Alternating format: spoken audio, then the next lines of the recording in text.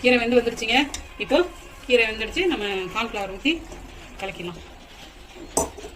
நல்லா இருக்குங்க. ஹோட்டல் ஸ்டைலில், ரெஸ்டாரண்ட் ஸ்டைலில் சூப்பராக இருக்கும் இந்த சூப்பு. உடம்புக்கும் ரொம்ப நல்லது. வயிற்று புண்ணு, வாய் புண்ணு, சுகரு எல்லாத்துக்கும் கேட்குங்க. நீங்களும் மணத்தக்காளி கீரை கிடச்சா விடாதீங்க, கசக்குன்னு நினைக்காதீங்க. அதுக்கு தான் அந்த கார்ன்ஃப்ளவரும் தக்காளியும் போட்டுருக்கோம்.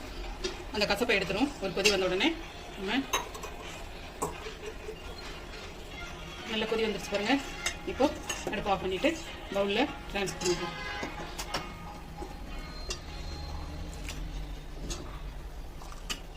குழந்தைங்களுக்கு கொடுக்கலாங்க. கொஞ்சம் ஒரு 2 வயசு 3 வயசு பசங்களுக்கு கூட இந்த கீரையை ஃபில்டர் பண்ணி கொடுங்க. மென்று சாப்பிட்ற பசங்கன்னா பிரச்சனை இல்லை. இந்த வெய்ய நாளைக்கு மணத்தக்காளி கீரை ரொம்ப நல்லது.